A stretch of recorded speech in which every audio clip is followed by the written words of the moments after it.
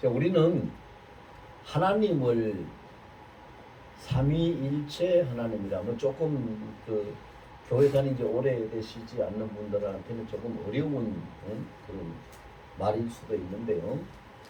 성부 하나님, 성자 하나님, 성령 하나님.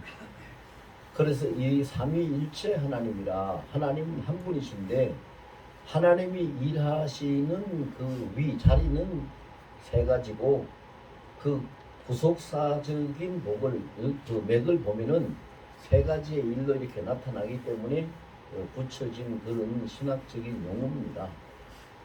오늘 그 말씀의 제목이 다시 세우시는 예수님 이렇게 정했는데요.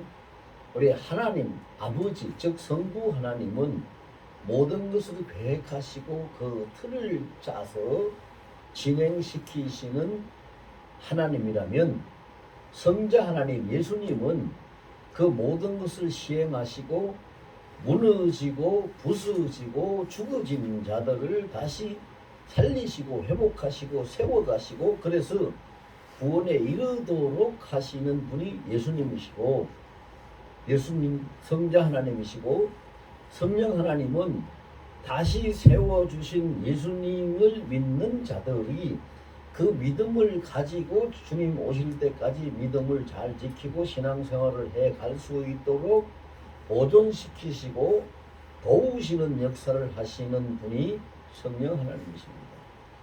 그래서 우리가 보면은 성경을 통해서 여러분들 다 아시고 계십니다만은 기도하는 것은 전부 다 어떻게 하라고 그랬습니까? 예수 이름으로 기도하라고 했습니다. 왜 예수 이름으로 기도를 하라고 하셨을까요? 이유가 뭘까요? 아니 하나님 아버지 이름으로 기도합니다. 뭐 그래도 될 것 같은데 항상 나와 함께 계시는 임마누엘 성령 하나님 이름으로 기도합니다. 그래도 될 것 같은데 왜 예수 이름으로 기도하라고 하셨을까? 그것은 바로 방금 제가 말씀을 드린 대로 모든 것을 세우시고 이루어 가시는 분이 예수님이시니까 예수 이름으로 기도하라 하는 것이 맞는 말이죠. 그래서 아픈 사람 병이 낫게 하는 것도 다시 회복시키는 거니까 예수 이름으로 기도하고 또 무슨 일이 실패의 직전에 놓여 있는 것도 그것을 다시 회복시키기 위해서 예수 이름으로 기도하고 이렇게 예수 이름으로 기도하고 요한복음 15장 16절에 보면은 예수님이 그 말씀을 하셨어요. 너희가 나를 택하여 세운 것이 아니다. 내가 너희를 택하여 세웠고 내가 너희를 택하여 세운 목적은 너희 삶 속에서 그 열매를 맺고 그 열매가 항상 있도록 하기 위해서고 그리고 그것을 통해서 살아가는 데 필요한 모든 것을 아버지께 구할 때에 내 이름으로 구해서 모든 걸 다 얻게 하려고 하는 것이다. 이런 말씀을 하고 계셔요. 거기서도 분명히 다시 세우시고 모든 것을 만들어 가시는 예수님의 그 역할을 말씀해 주고 계시죠. 그래서 예수님은 회복시키시는 예수님이다. 그래서 하나님은요 원래 사람을 만들 때 어떻게 만드셨느냐 성경을 보면요 이 사람이 굉장한 존재입니다. 보통 존재가 아니에요. 왜? 성경에 분명히 하나님이 말씀하셨는데 보면은요 창세기 1장 26절에 보면 하나님이 사람을 만들 때 우리의 형상, 우리의 모양대로 만들자 그렇게 해서 남자와 여자를 하나님의 형상대로 만들었다고 해서 그러면 우리는 지금 뭘 가지고 있어요? 하나님의 형상을 가지고 하나님의 형상이라는 것은 얼굴이나 뭐 이런 그 모양을 겉으로 드러나는 모양을 이야기하는 것이 아닙니다. 물론 글자의 뜻은 모양을 이야기하는데 글자의 뜻은 모양을 이야기해요. 그러나 하나님은 신이기 때문에 모양이 없는 분입니다. 뭐 신이 무슨 모양이 있습니까? 모양이 없는 분인데 하나님이 어떤 분입니까? 전지전능하신 분인데 하나님이 모양이 없다는 걸 몰라서 우리의 모양대로 우리의 형상대로 사람을 만들자 그렇게 말씀하셨겠어요? 그러니까 거기에 형상이라는 것은 눈에 보이는 겉으로 드러나는 이 모양이 아니라 형체가 있는 물질적인 모양이 아니라 하나님이 가지고 계신 이미지 그 성품을 이야기하는 겁니다. 그래서 하나님의 이미지를 우리 속에 담아가지고 사람을 만들자. 그렇게 해서 이게 신학적인 용어긴 합니다만은 하나님 속에도 있고 우리 속에도 있는 속성이라는 것이 있습니다. 그게 이미지인데 이걸 보고 하나님도 있고 사람도 있는 가지고 있는 것을 똑같이 가지고 있다고 해서 공유적인 속성이라 그러고 사람한테는 없고 하나님한테만 있는 거 하나님한테만 있는 속성이 있죠. 영원하고 거룩하고 의롭고 이거 전적으로 이건 하나님한테만 있는 것입니다. 이런 것은 이제 하나님한테만 있다고 해서 비공유적 속성이라고 하는데 하나님이 그런 속성을 우리한테 담아주셨어요.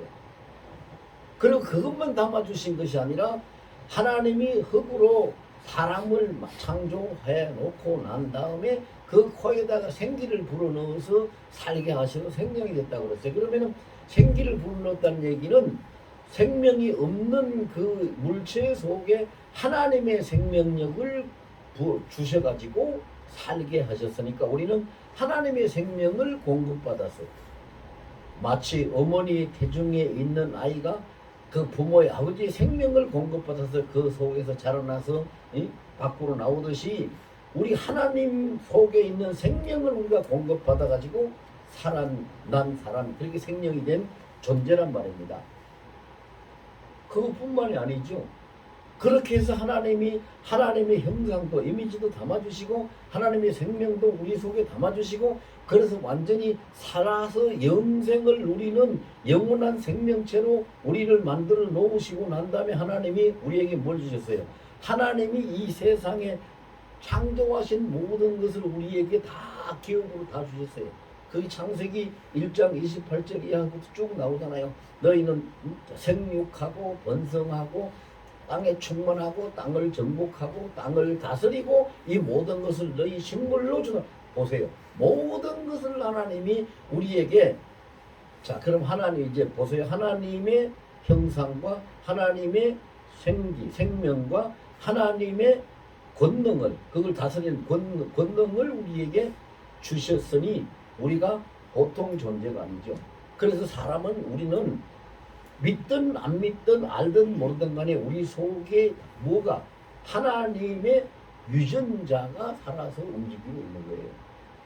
이것을 인정하고 그것을 보존하고 살아가는 사람은 하나님 앞에 정말로 영광을 돌리는 능력자가 세상을 이기는 자가 되고 그것을 상실하는 자는 하나님이 최초에 주신 그 영생의 생명력을 잃어버린 아담처럼 우리의 인류 조상인 아담처럼 또 잃어버리고 사는 자가 되는 거예요.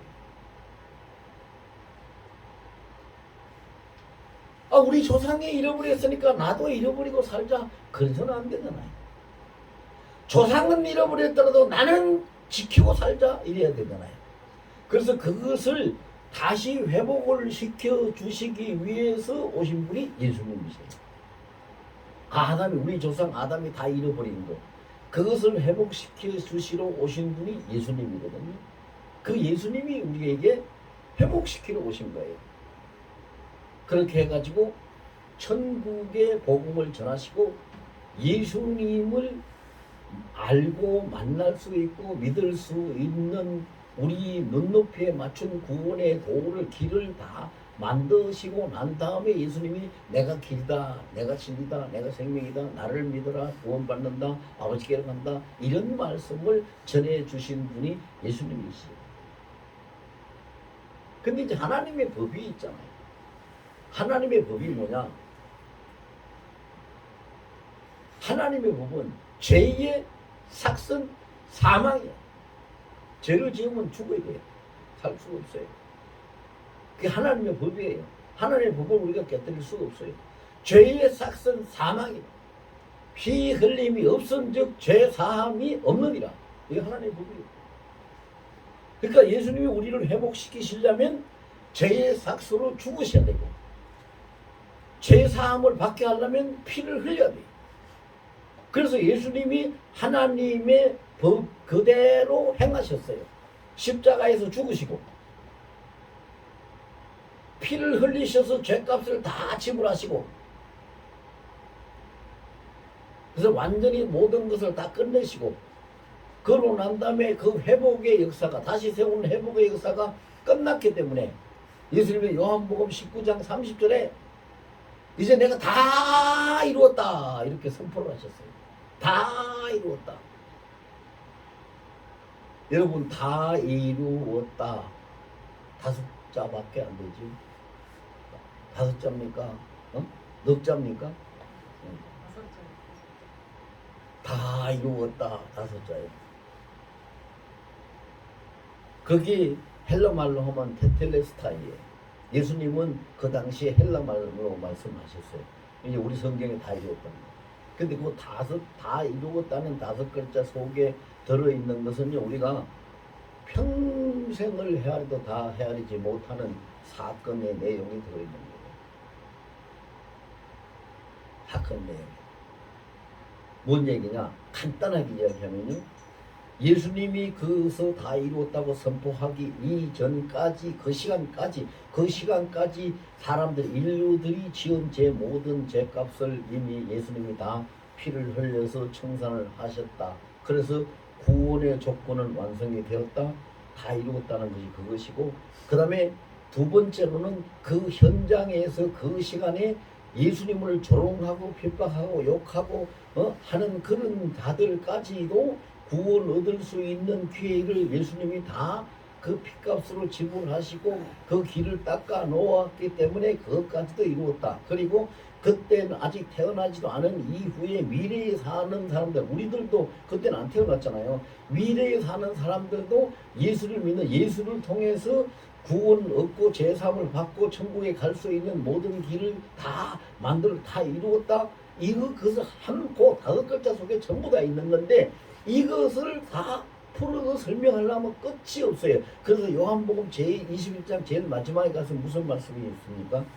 예수님께서 하신 일을 기록하려면은 그 책을 온 천하에 쌓아도 다 쌓을 수 없을 만큼 많다는 거예요. 그렇게 해서 예수님을 회복시키러 오신 분이에요. 그래서 보세요. 예수님이 회복시키러 오셨기 때문에 예수님이 먼저 회복을 하셔야 돼요.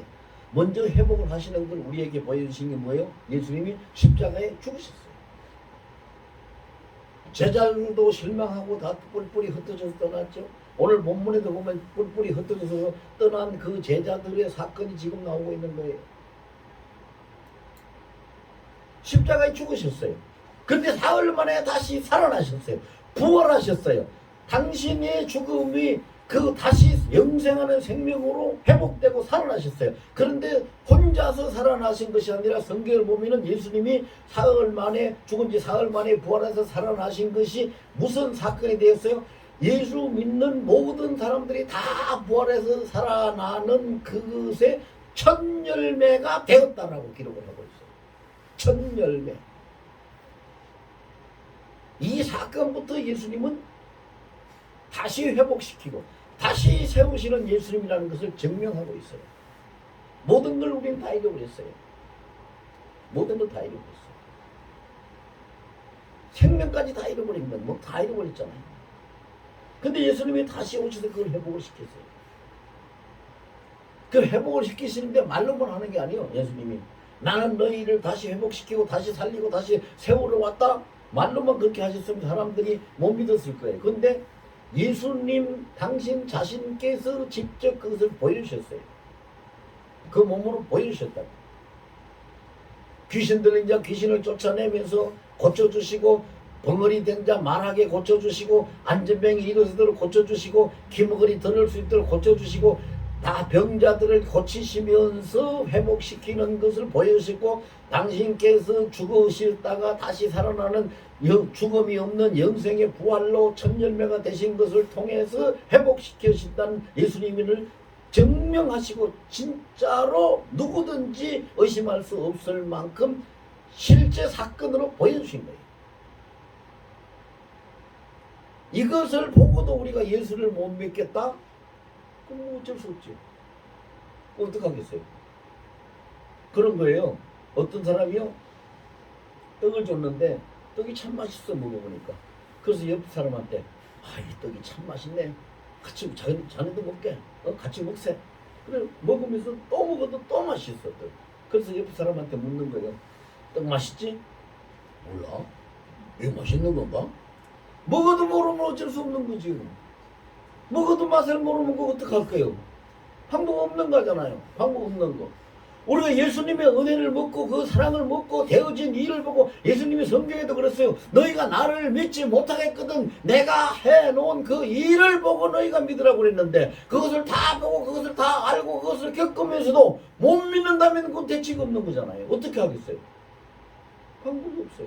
먹어도 맛을 모르는 대책이 없듯이 예수님 모든 것을 다 알고 보면서도 못 믿으면 그 무슨 얘기를 어떻게 해야 돼요?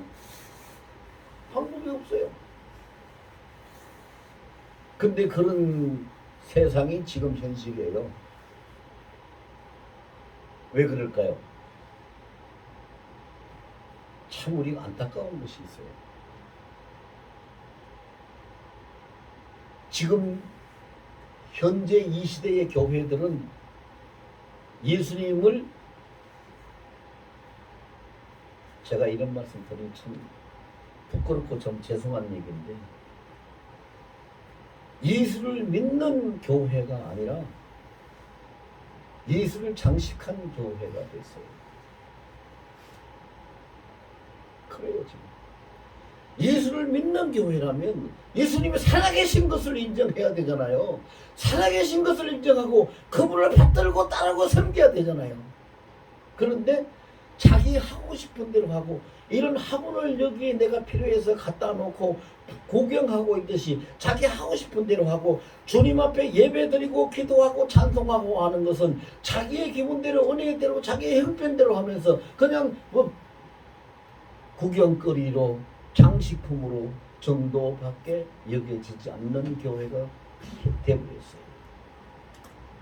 그래서 성경은 분명히 교회의 머리는 예수님이라고 그랬고 우린 교회의 몸이고 우리는 거기에 지체, 몸에 붙은 지체라고 했는데 지금 교회의 머리가 예수님이 된 교회가 과연 얼마나 있을까요? 전부 다 사람들이 주인이고 머리고 담임 목사가 제일 우두머리고 이런 교회들이 되어버렸잖아요.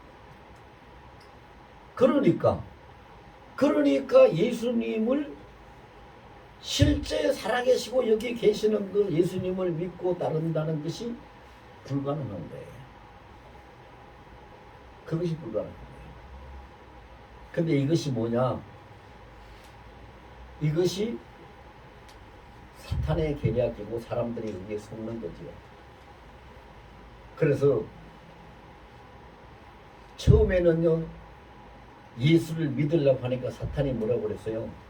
예수 못 믿게 했어요. 여러분들 다 잘 아실 거예요. 옛날에는요 예배당 간다 예수 믿는다 그러면은 집안 망한다고 막 난리가 나고 저도 우리 핍박 저도 부모들한테 잔소리 많이 듣고 핍박받고 저 뒤에 앉아있지만 우리 집사람은요 예수쟁이가 들어와가지고 사람 잘못 들어와서 우리 집안 망한다고 나보고 장가 다시 가라고 막 이런 말까지도 하고 난리가 났었어요. 옛날엔 그랬어요. 근데 지금은 그게 안 통하니까 사탄이 방법을 바꿔가지고 어떻게 하는지 알아요? 그래 열심히 가 교회 가 알았어 가 잘 다녀 그런데 예수만 붙잡고 있지 마 이렇게 가는 거예요. 그래서 여러분 보세요. 오늘 주일이니까 사람들이요 주일 지키자 주일 지켜야 된다. 근데 여러분 주일이라는 날을 지켜가지고 구원받습니까? 예수 믿고 예수를 붙들고 있어야 구원을 받는 거지. 이게 뭐예요? 이게 뭐냐고요? 본질이 주인이 없어져 버린 거예요. 예수님은 회복시키러 오셨는데 회복시키시는 주인은 따로 계시는데 그 옆에서 딴 짓만 자꾸 하고 있는 거죠. 그러면서 하는 말은 뭐예요?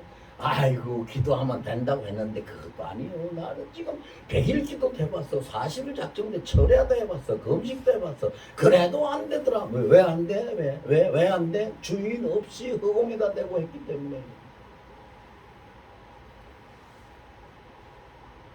그래서 우리는요, 나를 회복시키고 다시 세우시는 예수님을 통해서 내가 다시 서려면은 그 예수님을 내가 붙잡아야 돼. 붙잡아야 된다. 여러분, 나를 지키든지 법을 지키든지 이건 사람들이 지키는 사람들의 행위로 통하는 어떤 율법적인 것이고 규례적인 것이지요. 예수님은 살아계신 분이에요.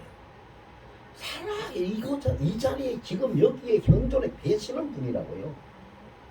그분을 붙들고 그분을 바라보고 그분을 높이고 그분을 섬기고 그분과 만나고 함께 있어야 되는 것이지요.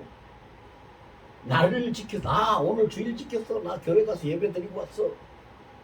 그러면 그렇게 말하는 사람한테 한번 물어보세요. 나 오늘 주일 지키고 왔어. 그럼 교회 가서 예수님 만나고 왔는가 물어보세요.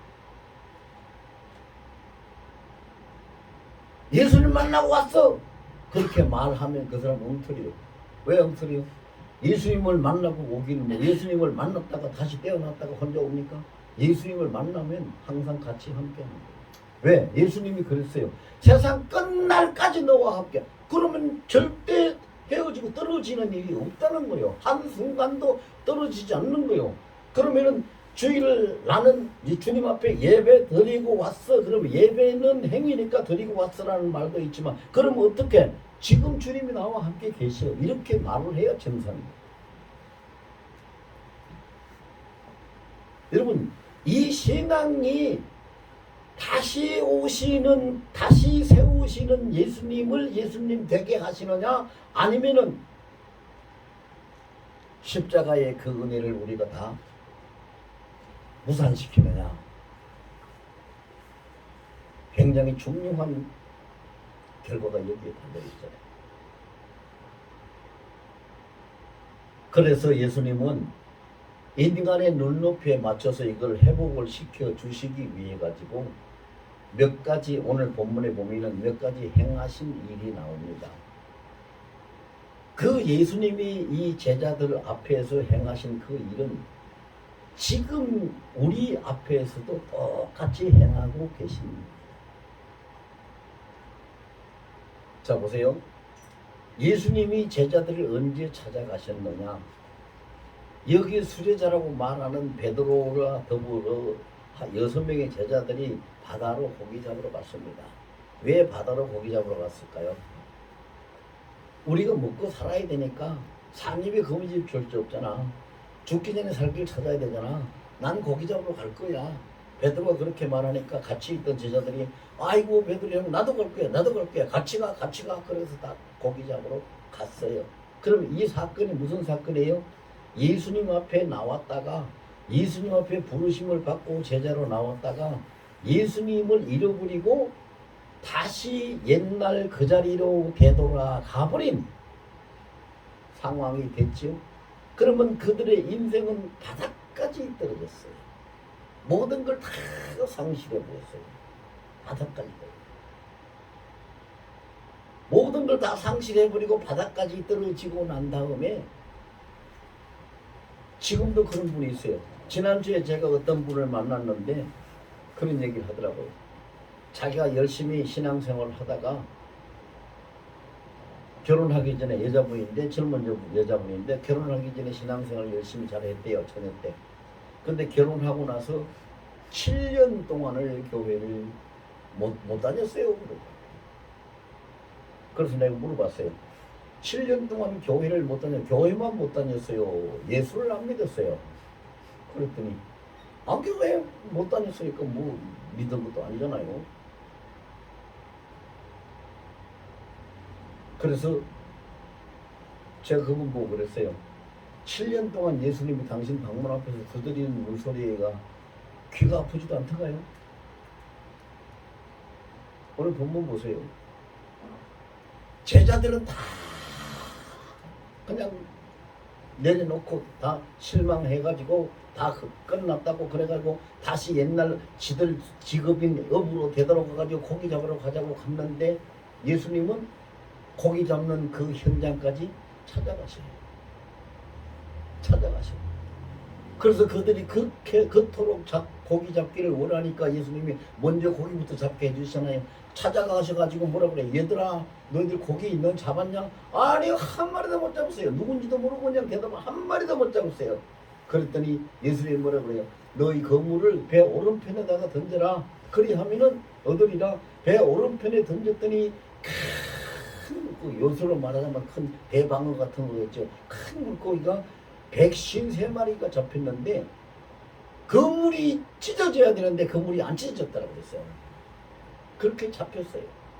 그들이 원하는 그 고기까지 잡게 해주셨어요, 예수님. 그러고 난 다음에 그들을 회복시키시는데 어떻게 회복을 시키십니까? 숯불을 피워가지고 고기를 굽고 떡을 구워요. 여러분, 이게 무슨 의미인지 아십니까? 숯은 뭐예요? 숯은 불이 다 꺼지고 난 시커먼 덩어리가 숯이죠. 그게 숯이에요. 그런데 거기에 다시 불을 붙여요. 다시 불을 붙여가지고 떡을 굽고 고기를 구워요. 숯덩어리 같이 다 죽어버리고 시커멓게 다 망해버린 그들의 신앙에 주님께서 찾아가셔서 말씀하시고 고기를 잡게 해주시고 다시 새로운 도전을 받게 해주셔서 그들의 숯덩이 같은 그 믿음에 다시 불을 붙이는 거예요. 깨어나라고, 일어나라고. 그래서 떡을 굽고 생선을 왜 굽느냐? 너희가 나하고 같이 있을 때 떡도 먹고 생선도 먹은 그 기억을 더듬어서라도 다시 살아나라, 일어나라, 다시 시키려고 그렇게 하고 계시는 거예요. 이거 얼마나 놀라운 일입니까? 제자들이 그 예수님의 그런 마음을 깨달았는지 못 깨달았는지 모르지만 주님은 그렇게 하셨어요. 혹시 지금 이 자리에 있는 우리들 가운데 시커먼 숯덩어리 같이 믿음이 다 불이 꺼지고 죽어버린 그런 믿음이 가지고 상태가 있는 사람은 없습니까? 그런 사람은 이 시간에 다시 그 숯에다가 불을 붙이고 예수님을 만나서 믿음에 다시 불을 붙일 수 있기를 예수님을 축원합니다. 다시 붙이는 거예요. 다시 붙이는데 보세요. 그 붙이는 불에다가 그들이 먹을 양식을 굽는 거예요. 놀라운 회복이잖아요. 놀라운 역사를 주님께 일으키고 계시잖아요. 근데 이렇게 회복시키시는 예수님은, 우리 주님은 베드로와 그 제자들만 이렇게 하셨을까요? 아니요. 성경에 보세요. 다 뿌리치고 바다 밑창에 떨어져서 죽을 수밖에 없는 요나도 다시 회복시키기 위해서 살리시는 분이 우리 주님이셔요.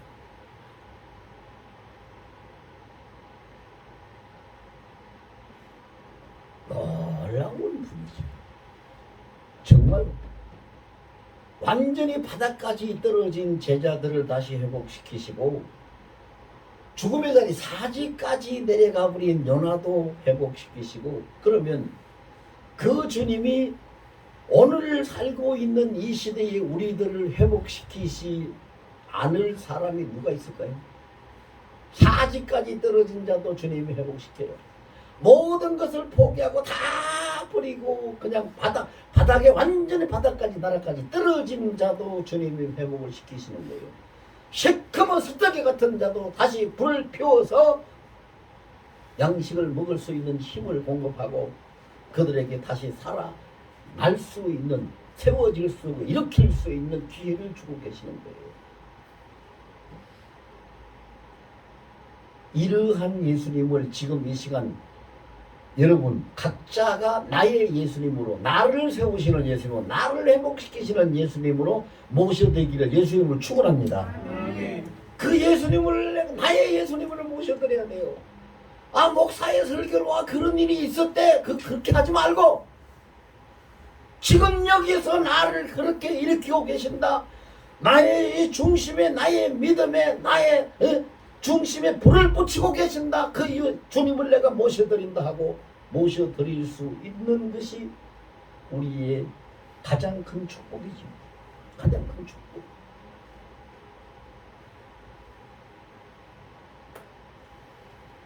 회복시키시고 다시 세우시는 예수님을 이 시간 온전히 주인으로 모시고 일생 동안 그 예수님과 함께 살아갈 수 있는 여러분들 되시기를 예수의 이름으로 축원합니다. 그 다음에 예수님이 보여주신 것이 또 있죠. 어떻게 회복시키셨냐. 자, 보세요. 예수님은 아까 요한복음 19장 30절 다 이루었다고 선포하셨다는 말씀을 제가 드렸는데 다 이루었기 때문에 모든 것은 끝났어요. 그래서 끝났기 때문에 하늘 올라가셨어요. 승천하셨어요. 부활하시고 난 다음에 승천하셨잖아요. 그러면은 우리 승천하시고 난 다음에 이 땅에 있는 사람들은 뭐예요? 예수님은 가셨어? 없어? 예수님은 어디 있어? 이렇게 할 수밖에 없어요. 근데 예수님이 약속을 남기고 가셨어요. 그냥 가신 게 아니라 내가 가서 다시 온다.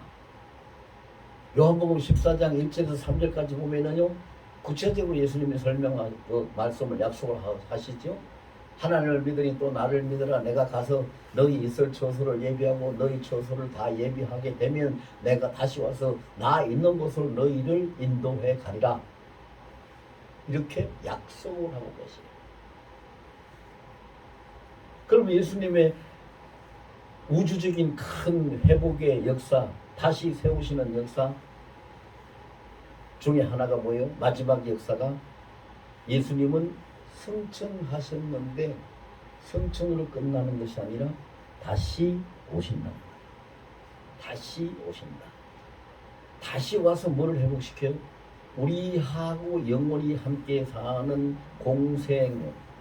잠깐 오셨다가 이 땅에서 보여주시는 공생애가 아니라 영원히 함께 사는, 예수님은 신랑이 되고 우리는 신부가 되는 영생을 함께 누리는 공생애를 다시 회복을 시켜서 다시 세워주시는 것이죠. 여러분, 이것이 우리의 가장 큰 소망이죠. 이 소망이 없으면은 예수 믿을 맛이 안 날 거예요. 근데 우리는 이 소망이 있어요. 이 땅에 사는 것이 인생의 전부가 아니라 잠깐 지나가는 것이. 잠깐 지나가는 것이. 여러분, 수학적으로 계산해보면 계산이 안 되는 것이 그거예요. 내가 예를 들어서 100살을 산다. 그럼 100년이에요. 영원분의 100년은 몇 프로가 될까? 0.1%? 아니에요. 0.1%도 안 돼요. 영혼은 끝이 없는데 그게 100년이 어떻게 0.1%가 됩니까? 그러니까 지극히 잠깐 스쳐가는 인생이 이 땅의 인생인데, 영원히 사는 영생의 주님과의 공생의 회복이 우리를 기다리고 있고, 그 회복은 어디에서 이루어져요? 영광의 나라에서 이루어지고 영원한 천국에서 이루어지고, 그의 삶은 영광의 영생으로 주어지고, 그의 자리는 왕좌에서 왕노릇하는, 그것이 우리를 기다리고 있고, 그것이 마지막 예수님이 회복시키 다시 세우시는 예수님의 회복의 역사인데, 그걸 약속을 하셨는데, 그것이 우리의 진짜 큰 소망이죠. 그 생각을 하면은 뭐 지금 뭐 아무것도 아니죠. 아무것도 아니죠.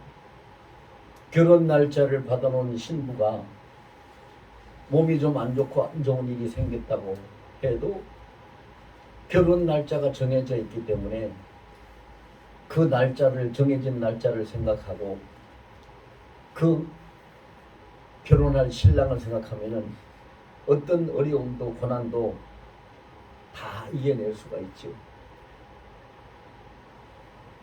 그 어떤 사람이 그렇게 말을 하대요. 아, 목사님, 그것은 날짜가 이미 정해져 있으니까 그 날짜까지만 가면은, 채워지면은 이루어지는 것이니까 그런 거지요. 그런데 예수님은 언제 오실지도 모르는데, 정해진 날짜도 아닌데 그걸 어떻게 그걸 바라보고 소망을 붙들고 그렇게 가라고 하십니까? 언제 오실지도 모르는데. 자, 여기에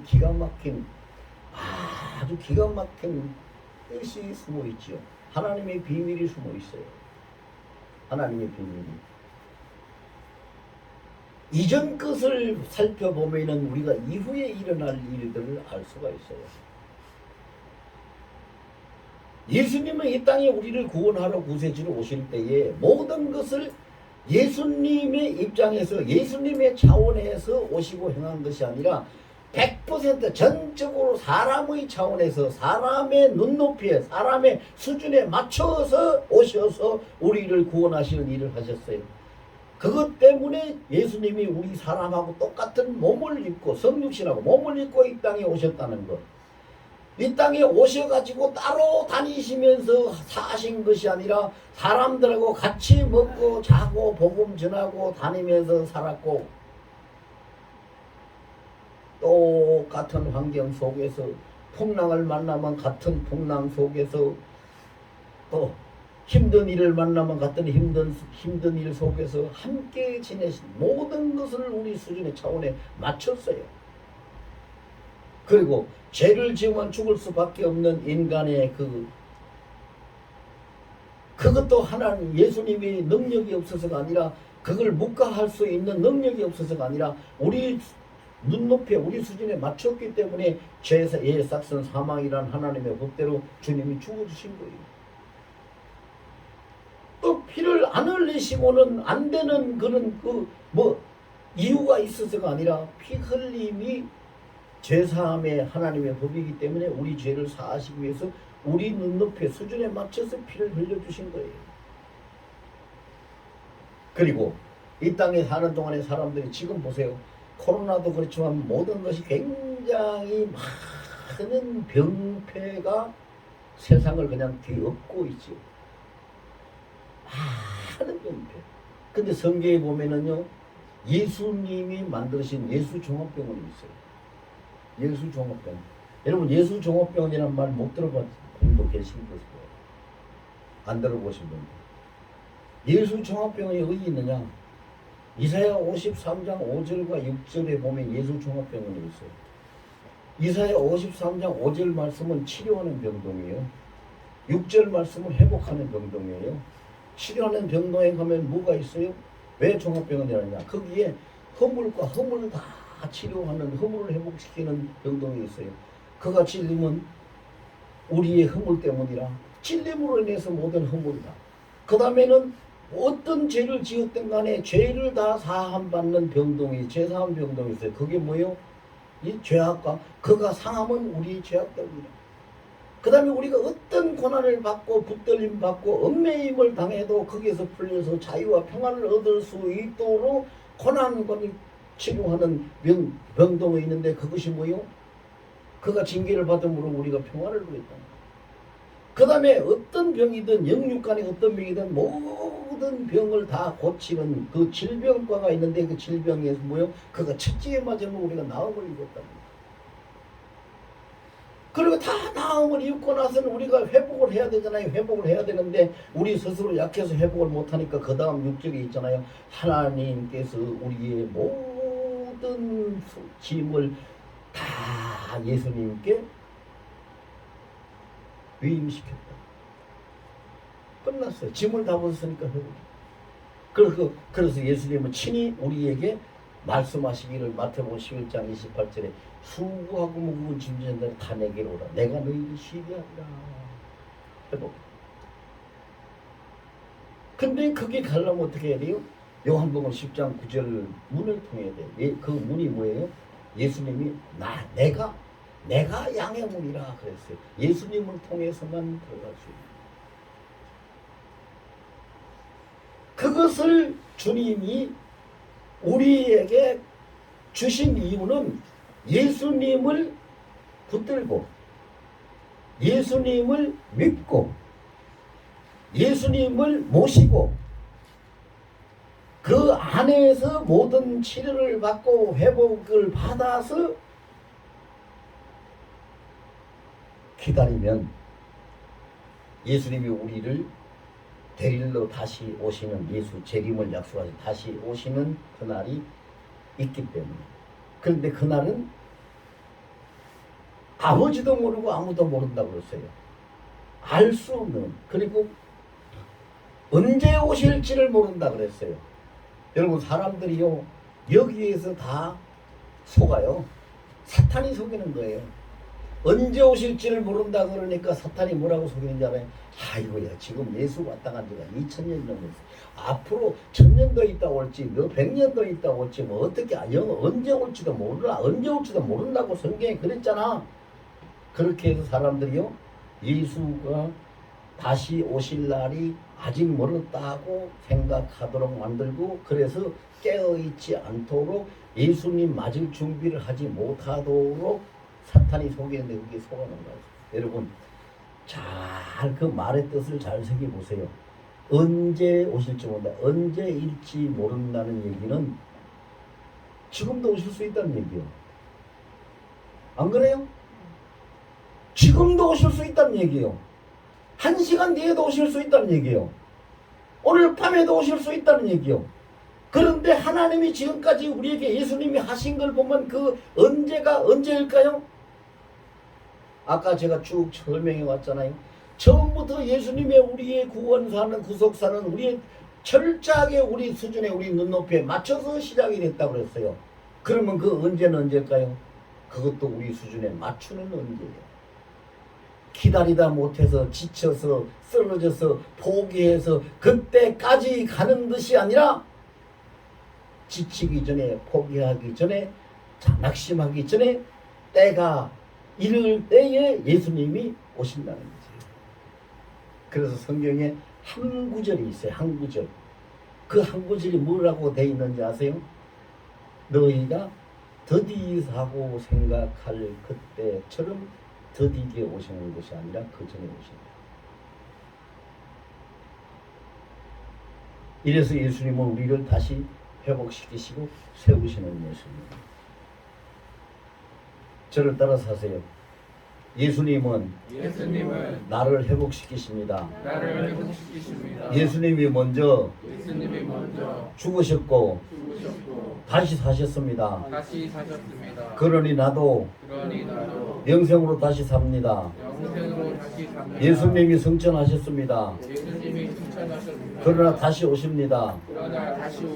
그러니 나도 예수님과 함께 천국에 갑니다. 영생 얻습니다.